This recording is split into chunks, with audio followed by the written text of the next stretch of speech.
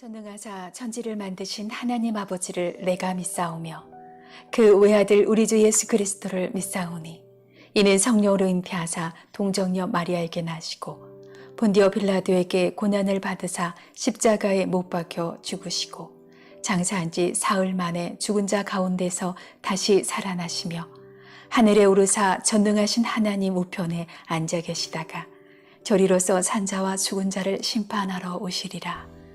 성령을 믿사오며 거룩한 공예와 성도가 서로 교통하는 것과 죄를 사하여 주시는 것과 몸이 다시 사는 것과 영원히 사는 것을 믿사옵나이다.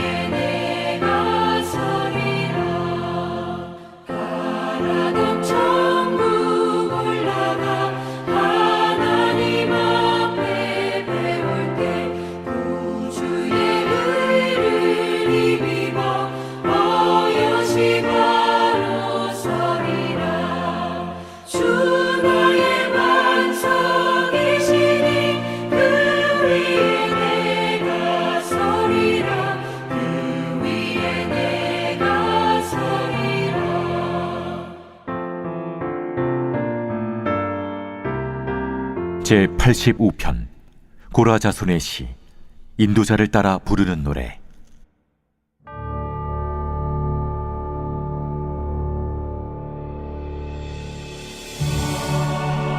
여호와여, 주께서 주의 땅에 은혜를 베푸사 야곱의 포로된 자들이 돌아오게 하셨으며 주의 백성의 죄악을 사하시고 그들의 모든 죄를 덮으셨나이다. 주의 모든 분노를 거두시며 주의 진노를 돌이키셨나이다. 우리 구원의 하나님이여, 우리를 돌이키시고 우리에게 향하신 주의 분노를 거두소서. 주께서 우리에게 영원히 노하시며 대대에 진노하시겠나이까? 주께서 우리를 다시 살리사 주의 백성이 주를 기뻐하도록 하지 아니하시겠나이까?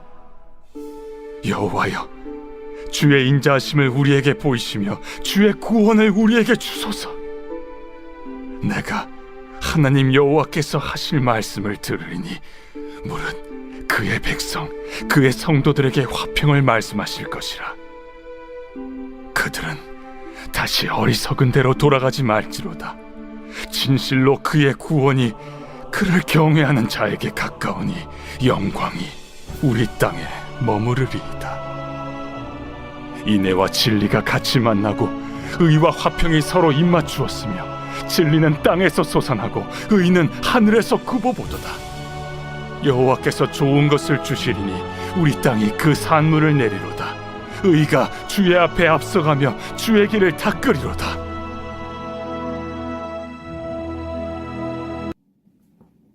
시편 85편은 공동체 탄원시로서 하나님 나라의 임의와 아직을 살아가고 있는 성도의 모습을 잘 보여주고 있는 시편인데요. 자, 1절에서 3절은 이 시인이 과거에 하나님이 하신 구원의 역사를 회고하고 있습니다. 1절, 여호와여 주께서 주의 땅에 은혜를 베푸사 야곱의 포로로 된 자들이 돌아오게 하셨으며.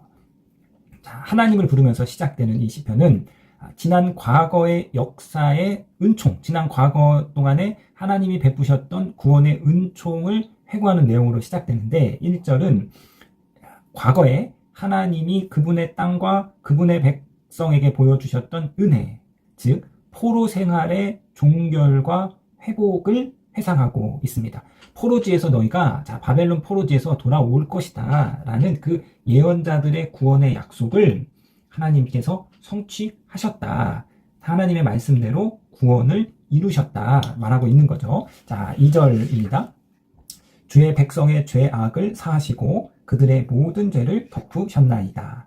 자, 죄악은 죄인이 감당해야 할 무거운 짐, 죄인이 반드시 치러야 할 죄값을 의미하죠. 사하시고는 치우다, 제거하다 라는 뜻입니다. 하나님은 그분의 백성을 억누르고 있던 무거운 죄의 짐을 제거해 주셨습니다. 3절, 주의 모든 분노를 거두시며 주의 진노를 돌이키셨나이다. 하나님께서 모든 진노와 분노를 돌이키고 거두심으로 당신의 백성을 회복시켰다. 그 역사를 이야기하고 있습니다. 자, 그리고 4절에서 7절은 현재의 시인이 겪고 있는 고난 속에서 하나님을 향한 간구와 탄원이 이어지는데요. 자, 4절입니다. 우리 구원의 하나님이여 우리를 돌이키시고 우리에게 향하신 주의 분노를 거두소서. 5절, 주께서 우리에게 영원히 노하시며 대대에 진노하시겠나이까. 자, 하나님이여 지금 내가 고난을 겪고 있는데 이 고난을 현재에 겪고 있는 이 고난을 시인은 하나님의 분노 때문이다. 하나님의 노하심 때문이다. 하나님의 진노 때문이다. 그렇게 이제 현실을 인식하면서 하나님, 우리에게 향하신 주님의 분노를 이제는 거두어 가 주십시오. 언제까지 노하시겠습니까? 언제까지 진노하시겠습니까? 부모가 자녀에게 화를 내고 자녀를 책망한다 할지라도 곧 그 마음이 돌아섰지, 과거에 하나님께서 당신의 분노를 거두시고 회복하셨듯이, 포로에서 회복하셨듯이 이제 우리를 회복시켜 주시옵소서. 자, 이 고백을 하나님께 간구하고 있는 거죠. 6절, 주께서 우리를 다시 살리사 주의 백성이 주를 기뻐하도록 하지 아니하겠나이까. 여호와여 주의 인자하심을 우리에게 보이시며 주의 구원을 우리에게 주소서. 주의 인자하심, 하나님의 대표적인 속성이죠. 하나님의 당신의 그 모습으로 적극적으로 우리 가운데 찾아와 주시옵소서. 주의 구원, 하나님이 하셔야 할 일인 거죠.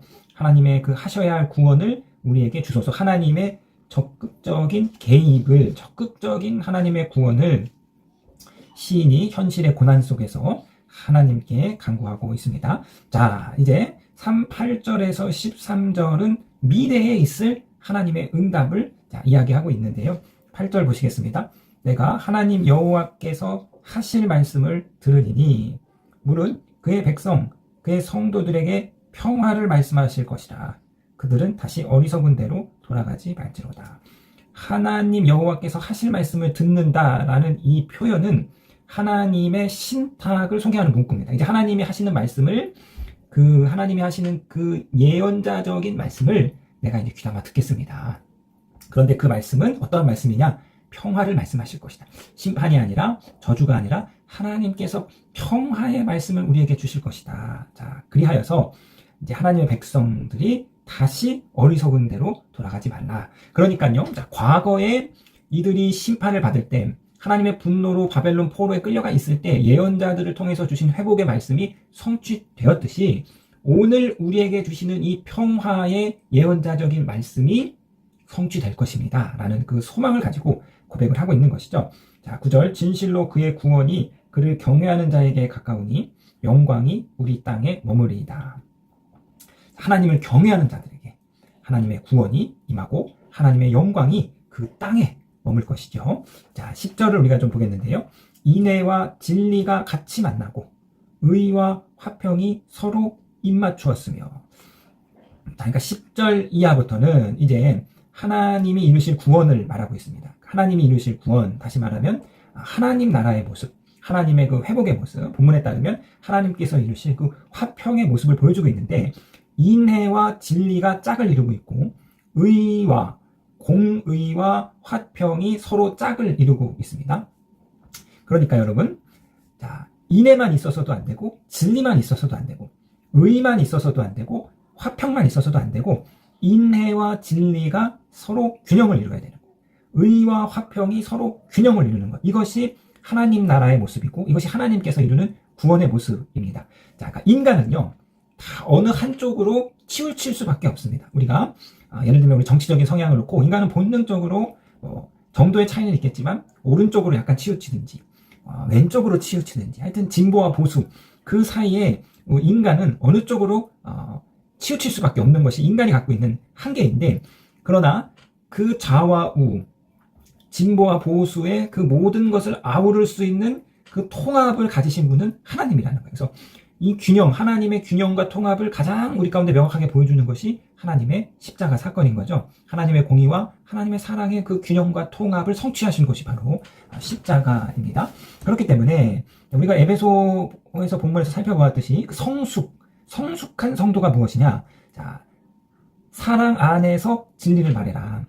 사랑과 진리의 균형을 잘 이룬 사람, 이것이 성숙한 사람인데, 오늘 똑같이 인애와 진리가 만났다. 인애, 헤세드죠. 은혜만 있어서도 안 되고 진리만 있어서도 안 되고 인애와 진리, 사랑이 진리와 함께 있어서 사랑 안에서 진리를 말해야 된다. 공의만 있으면 굉장히 그 차가운 사람, 냉철한 사람이 되는데, 공의만 있어서도 안 되고 공의와 함께 평화도 있어야 된다. 공의만 있다고 해서 그 사회가 막 모든 걸 막 그 법으로 막, 그죠? 중국 같은 경우에는 워낙에 이제 인구가 많다 보니까 법이 엄하다고 하잖아요. 그렇다고 해서 그 사회가 꼭 아름다운 사회냐, 또 그런 건 아닐 수 있는 것이죠. 그래서 예를 들면 우리가 이제 지난 이제 정권 초기에 이제 그런 비정규직이 사회적인 많은 이슈가 됐기 때문에 이 비정규직을 정규직으로 전환해 준다. 그래서 인천공항공사에 있는 비정규직들을 이제 정규직으로 전환해 주는 그런 이제 일이 있었습니다. 굉장히 바람직하고 좋은 모습인 것 같으나, 그러나 또 다른 한편으로는 그 인천공항공사라는 그 좋은 회사에 들어가기 위해서 준비하고 있는 그런 취준생들이 많은데 저 비정규직을 그냥 정규직을 바꿔주면 이거 불공평한 거 아니냐, 이런 이제 사회적인 문제가 있었죠. 그러니까 우리가 이 공의와 화평 그 사이에서 균형을 맞춰 나아가는 것이 쉽지 않은 것을 볼 수 있습니다. 그러니까 인간은 항상 어느 한쪽으로 치우칠 수밖에 없는 것이 인간의 한계이고, 이 모든 것, 인애와 진리, 의와 화평이 잘 균형을 맞춘 그 통치가 바로 하나님의 통치이고, 이 통치는 오직 참된 왕이신 하나님 한 분만이 하실 수 있는 것이죠. 자, 그래서 누가 성숙한 신앙인인가? 누가 성숙한 사람인가? 균형을 잘 갖춘 사람이 성숙한 사람이다. 자, 11절, 진리는 땅에서 솟아나고 의는 하늘에서 굽어보도다. 땅과 하늘, 온 세상을 말합니다. 그래서 인애와 진리에서 진리가 땅에서 나오고 공의와 화평에서 이 의가 하늘에서 나온다. 그러니까 하나님이 다스리시는 이 하나님 나라, 하나님이 이루시는 이 구원은 그 온 땅과 하늘 가운데 진리와 의가 가득한 그런 세상이죠. 12절에 여호와께서 좋은 것을 주시리니 우리 땅이 그 산물을 내리로다. 좋은 것, 풍요로움을 뜻하고 있습니다. 풍년의 축복을 바라고 있습니다. 그러니까 하나님의 구원은 진리와 공의 그런 것뿐만 아니라 물질적인 풍요로움을 주고 있습니다. 자, 이러한 하나님 나라가 13절 보시겠는데요. 의가 주의 앞에 앞서가며 주의 길을 닦으리로다. 자, 하나님이 오시는 길, 하나님보다 앞서 오는 것이 바로 정의입니다. 앞서 말했던 인애와 진리, 의와 화평 중에서 이제 특별하게 아니면 그 모든 것을 대표해서 이제 의를 이야기하고 있죠. 하나님보다 앞서서 정의가 행해짐으로써 하나님이 오실 길을 준비한단 말이에요. 자, 이것이 여러분 세례 요한의 사역이었죠. 그래서 세례 요한이 메시아보다 앞서 와서 회개의 세례를 베풀었던 것입니다. 자, 그러니까 공의와 정의가 하나님이 오시는 길을 준비한다. 그러니까 저와 여러분들이 공의의 삶, 정의의 삶을 살 때 그 길을 통해서 하나님 오시는 거예요. 우리가 그러한 사회를 만들어 갈 때 이 땅 가운데 하나님 나라가 임하는 것이죠. 자, 우리 기뻐하는 교회 공동체가 정의와 공의를 실현하고 실천할 때 이제 하나님이 오실 길을 우리가 준비해 놓는 것이고, 그 공동체 안에 하나님께서 오셔서 하나님의 나라를 이루어 가시는 것입니다. 자, 이 새벽에 하나님의 그 인애와 진리, 의와 화평, 하나님의 그 성품 가운데 잘 균형과 조화를 이루어 가시는 저와 여러분이 되기를 주님의 이름으로 부탁드리겠습니다.